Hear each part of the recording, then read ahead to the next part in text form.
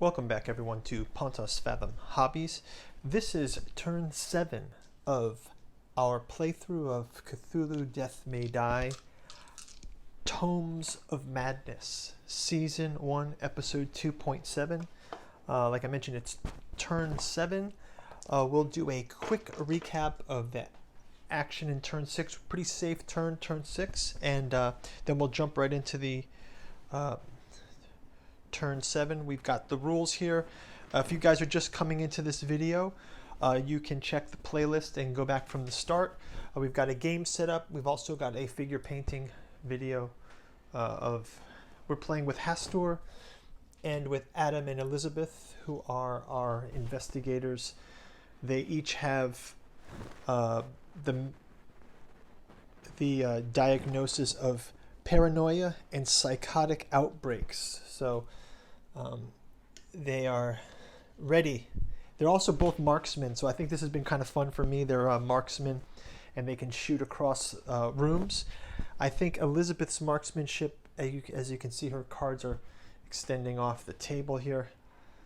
They're way out here. So she actually now can roll 3 dice plus a die, plus 2 dice, and then if she's actually fighting a chthonic entity, she can roll an additional die. So she's doing quite well, and she can do 2 rerolls, and she can shoot from 2 spaces away, so quite powerful.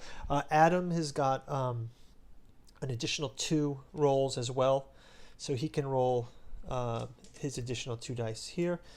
So we'll do the recap, get to the turn 7. Before we do, quick shout out to the King in Yellow and Lost Carcosa in the yellow sign. This is Hastur themed game, so would love for you guys to check these out. This is the classic Robert W. Chambers Yellow King collection of short stories, introduction by August Moldenhauer.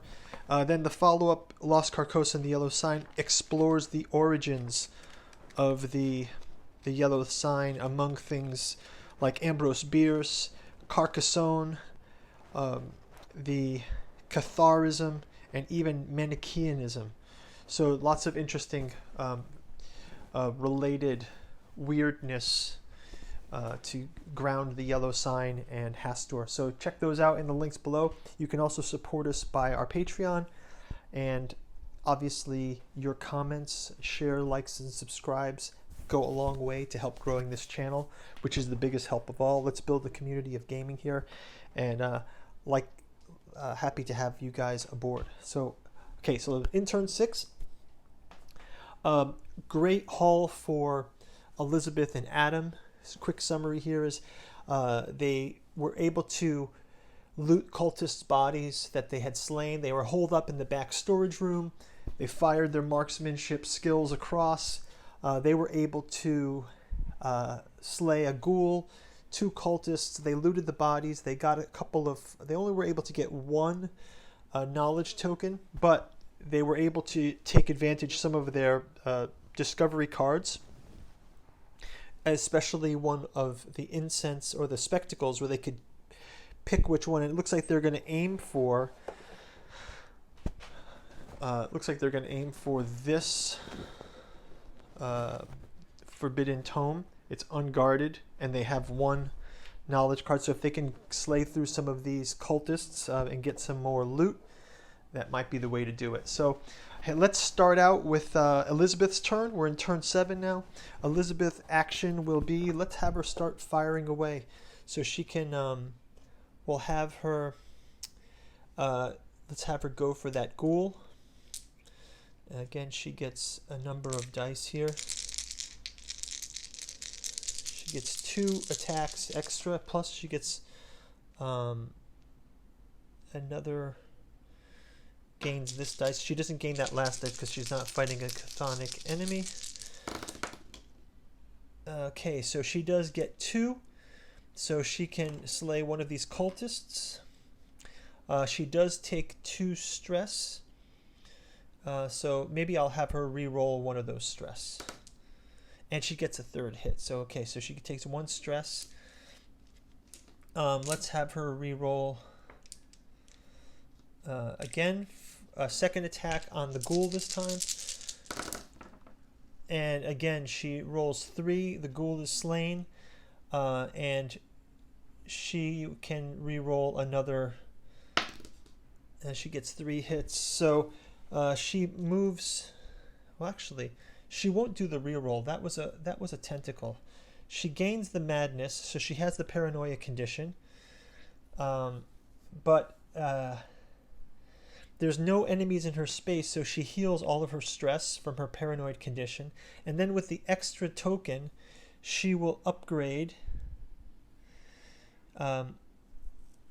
She can reroll 3. So we'll go on her lucky theme, and she's increased to 3 now. So she's taken 3. And monsters also have to all move 1 space towards her. So this monster will move in.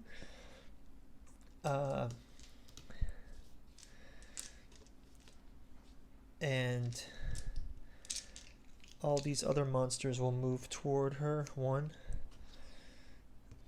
Okay. So now her third action will be, again, I think she'll just fire at the sky, so she'll just shoot again. So she gets to remove 2 of these dice because the character is in the room with her. So, and she gets nothing but a madness. But she can do her additional roll, and she gets 1 damage to this guy here. So let's just put that 1 damage there. And that is the end of her turn. So pretty good, except she will have to do a fight for her turn, but she was able to heal her stress. And let's move on to drawing the Mythos card. So we draw the Mythos card. The King in yellow. Each individual rolls 1 die for each yellow sign token they have. They take 1 wound for each success and lose 1 sanity for each. 1 sanity for each tentacles rolled. Or,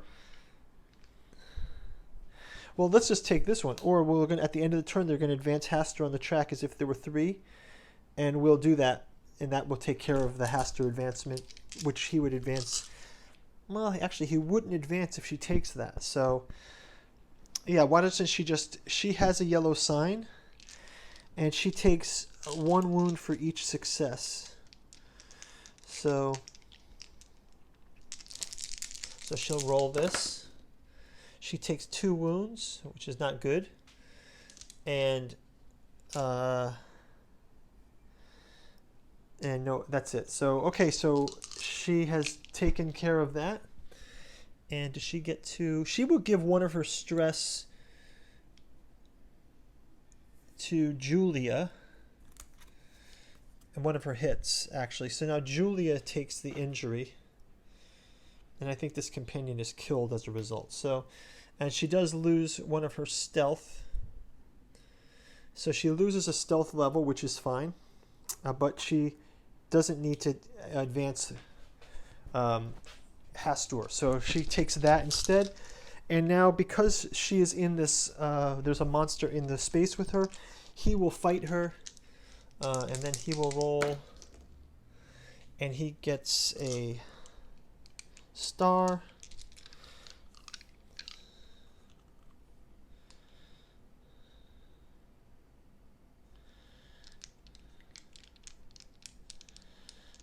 Okay,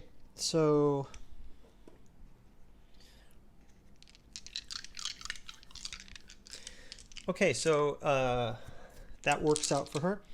And then resolve end of turn effects. There is no advancement yet of Hastur. Check Elder One summoning.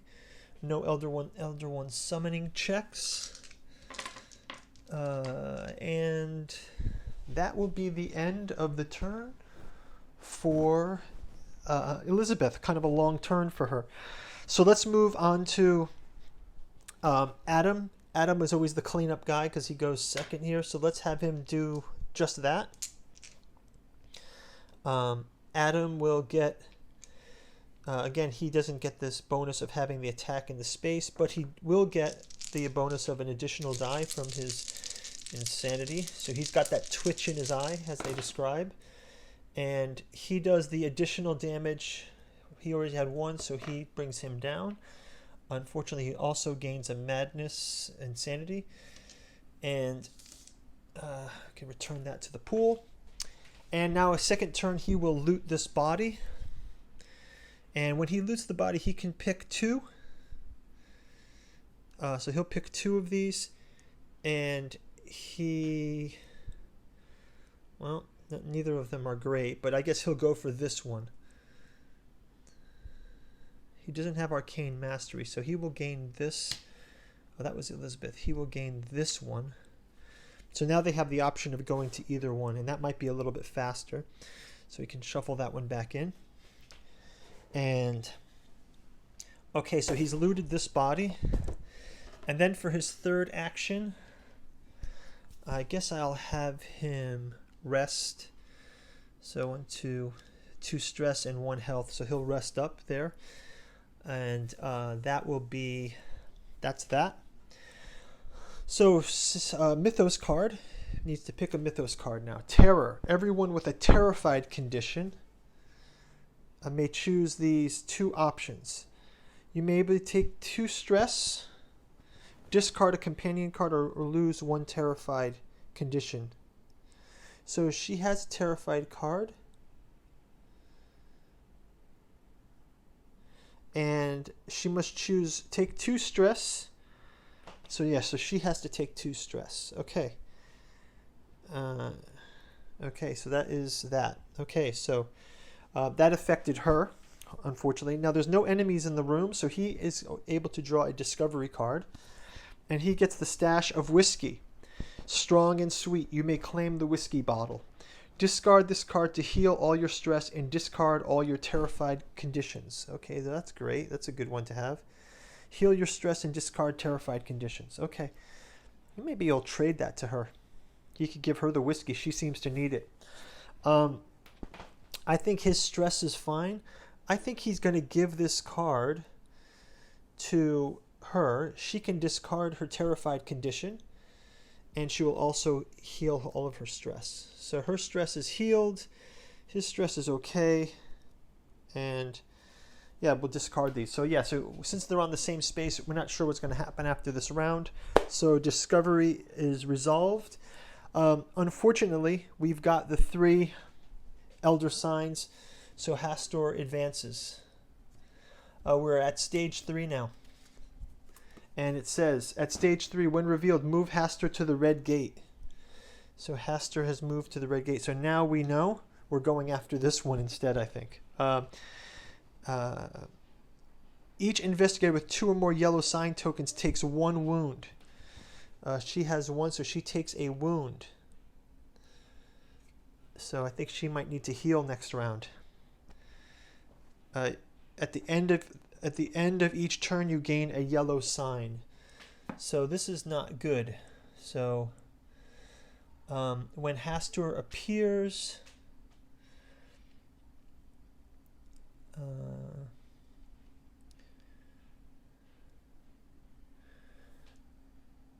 monsters and cultists gain 1 when attacking. When Hastur advances, gain a yellow sign. Summon 1 Hastur disciple at the nearest gate. So a Hastur disciple summons at this gate, and cultist at the other gates. So we can move a cultist here and a cultist here. So we've got a cultist going with Hastur. Wow, this is intense. Okay, so turn 7, huge turn. I think it's clear we need to make a dash for this one and try to sort out what the missing sign is. I will shuffle these Mythos cards back into the deck. And that will wrap up turn 7. I will put 3, 6, 7, 8 to remind me that it's turn 8 when I come back for the next round. So that was the end of turn 7. Very exciting turn. Guys, please leave a comment if you're enjoying this. We'll see you on turn 8. Just check out the link over here. somewhere. And also, check out the books. That'd be great for your support. We'll see you in the comments. We'll see you on Patreon, and we'll see you on the next turn. Bye-bye.